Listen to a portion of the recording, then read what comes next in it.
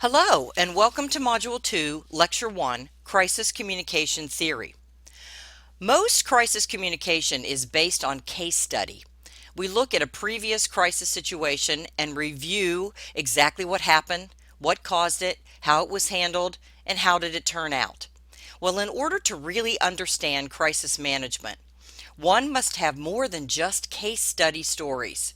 We need evidence-based crisis communication guidance, and this evidence-based guidance must be supported by scientific proof from empirical research rather than just personal stories and unscientific experience. In this lecture, we're going to take a look at some basic crisis theories to help us better understand and study how crises are handled. The first theory that we're going to look at is the decision theory, which is interdisciplinary. For we in public relations, it is part of our management function of monitoring the environment and counseling management. It deals with CEOs and management decisions. The theory assumes that the decision maker, in most companies it's the CEO, can effectively identify the problem and that his goals, values, and objectives are clear in regards to the crisis situation. There is no hidden agenda, and he is considering all alternatives, weighing the positives with the negatives. However, crisis problems are not always clearly defined. This means that the decision maker must have vast amounts of information, which may not be available at the time. Plus, the decision maker may have conflicting values in regards to the crisis situation.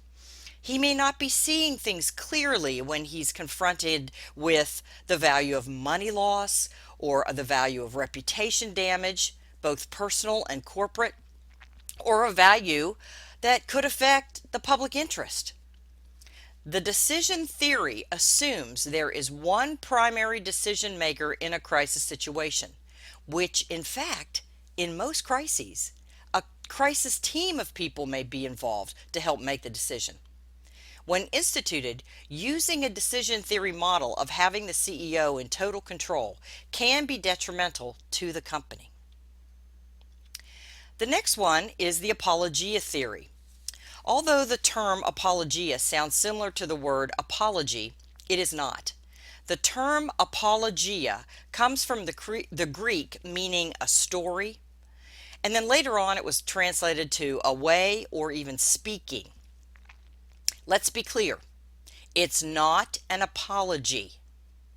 It's a speech of self-defense or vindication. It's a defense of one's character in response to public opinion.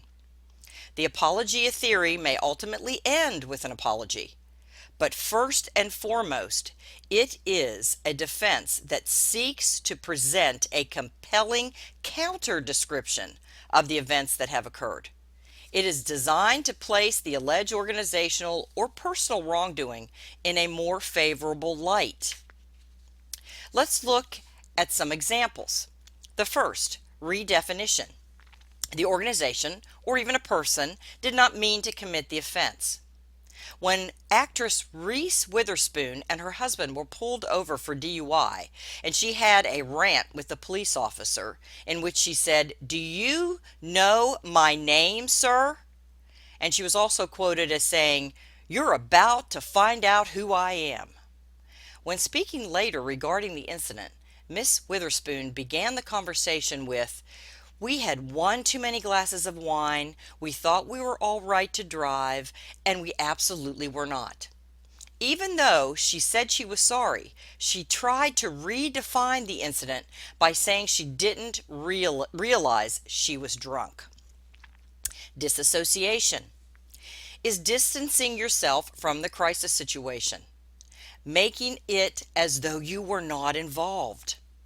In 2013, New Jersey Governor Chris Christie was caught up in a scandal in which 2 lanes of the George Washington Bridge into New York City from New Jersey were mysteriously shut down, causing major gridlock into the city. Governor Christie's staff was later identified as possibly being involved in this shutdown for, retribution against the political foe of Governor Christie. Christie was first quoted as saying, "My staff didn't do this." But later, after firing several staff members and wanting to distance himself from the issue, Christie said, "I didn't know my staff was involved in this," disassociating himself from the incident. And then finally, conciliation, conceding that wrongdoing was done, but not taking the blame or giving a sincere apology. Again, with the Governor Christie incident, Governor Christie was quoted as saying, "If anybody told me they were going to do this, I would have stopped it. May I say I'm sorry, but I knew nothing about this." Image restoration is just what it says. It's about restoring one's image after it's been damaged. There are 5 general strategies that are used to restore an organization or a person's image. The first, denial, consists of 2 forms. First, an outright denial, in which a person denies the act or at least denies taking part in it. And the second, denial, is shifting blame to someone or something else. So shifting the blame. This can be known as scapegoating. The second, evasion of responsibility, consists of 1. Provocation, suggesting that the accused responded after being provoked, such as a self-defense. Defeasibility, suggesting that lack of either information or control is actually to blame. I just lost control. Accidental, suggesting it was an accident. I really didn't mean to do it. And then the last one, good intentions, suggesting that the accused performed the act with good intentions despite the negative outcomes. My heart was in the right place. The next one is reducing offensiveness of the event. This basically details how certain apologies attempt to reduce this offense. First, by bolstering. You can, such as describing the positive attributes and qualities of that person.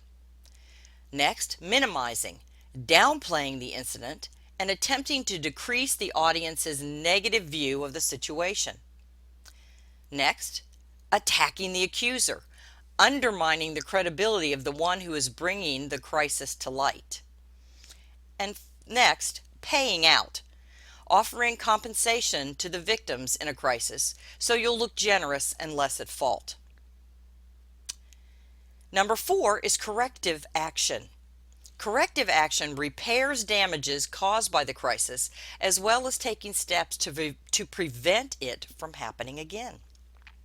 And then finally, mortification. Mortification is when the accused admits wrongful behavior, apologizes, and asks for forgiveness. So they're admitting wrongful behavior, they apologize for what they did, and they ask for forgiveness.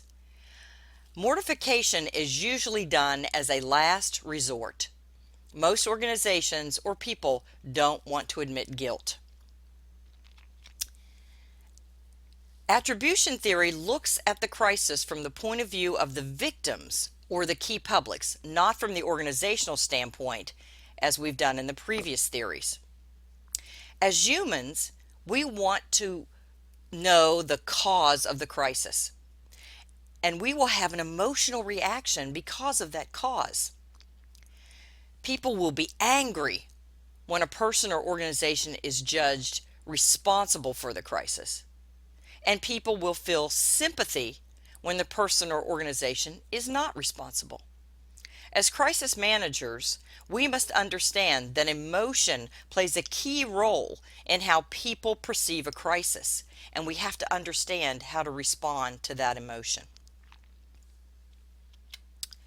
The most current crisis theory is the situational crisis communication theory by Timothy Coombs. In this theory, he explains how certain crisis situations influence what we as humans attribute to the organization's responsibility and ultimately how we perceive that organization. He breaks these crisis responsibilities into 3 clusters. low responsibility by the organization, moderate responsibility by the organization, and high responsibility by the organization. The first is victim. The victim cluster gives a low crisis responsibility attributed to the company. This is when the organization is perceived as the victim in the crisis situation. These are natural disasters, hurricanes, earthquakes, floods, rumors, false and damaging information about an organization that is being circulated, workplace violence or even terrorism. Current or former employees or outside sources attack the organization. And then even product tampering or again terrorism. External components deliberately cause damage to the organization.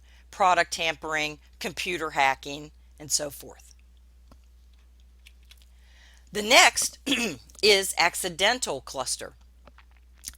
The accidental cluster is when the organization's actions lead to the crisis, but they were unintentional. So this gives the company a moderate crisis responsibility. The first one are challenges. Key stakeholders claim the organization is operating in an inappropriate manner. Technical errors that cause accidents. A technology or equipment failure causes an industrial accident. Or a technical error which causes product harm. A technology or equipment failure causes a product to be recalled. Remember, in the accidental cluster, the company has the crisis, but it was unintentional that these happened.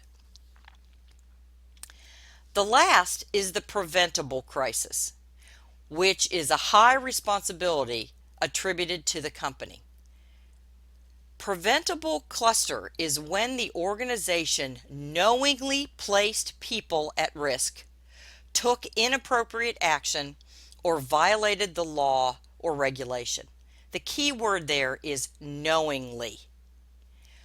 Human error, accidents. Human error causes an industrial accident. Second, human error, product harm. Human error causes a product to be recalled. In many cases, these can be intentional or even preventable prior to the crisis. The last three, organizational misdeeds with no injuries. Stakeholders are deceived without injury. Organizational misdeed with management misconduct. Laws or regulations are violated by management. Organizational misdeed with injuries. Stakeholders are placed at risk by management and injuries occur. These last three, again, remember that the organization knowingly breaks the law, puts people at risk, or does some kind of inappropriate action that can cause the crisis. The company knows about it in advance. That's why it has such a high responsibility.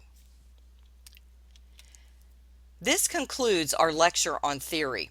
Make sure to read your textbook and view the videos for more information.